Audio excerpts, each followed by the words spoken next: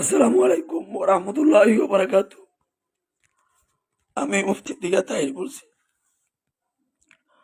আমি আজকে 6 তারিখ ফেব্রুয়ারি মাসের আমার মাহফিল রহমত চাঁদপুর জেলার এই, ইসা ঈশ্বরী দরবার ইসালি শাহিন দরবার শরীফে। কিন্তু আমি গত কয়েকদিন খুব অসুস্থ ছিলাম, ডাক্তার আমাকে না করছে কথা বলার জন্য। তারপরও মানুষের কথা রাখতে গিয়ে কথা বলছি। গতকালকে দুটি মাহফিলে একটা মাহফিল করছি।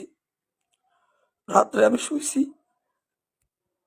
ফজর নামাজ পড়ে 12টা বাজে উঠে দেখি আমার গলা টোটাল বন্ধ। আমার গলাতে কোনো কথা আসতেছে না, গলাতে কোনো কথা আসতেছে না। এই মুহূর্তে আমার সকল নাম্বার বন্ধ, অনেকে ডিস্টার্ব করতেছে।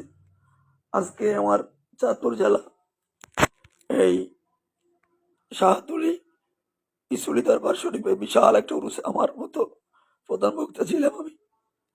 মোসান আহমেদ সবুজ আমাকে দাওয়াত করেছে, কর্তৃপক্ষের অনেক ভালো ছিল, কিন্তু আমার কপাল খারাপ। আমি এই গলা নিয়ে কোনোভাবে কথা বলতে পারবো না। আপনারা আমাকে ক্ষমা করবেন, আমি আপনাদের চাঁদপুরের সন্তান। আপনারা আমাকে মাফ করবেন, আমার গন্ডতে কথা আসতেছে না।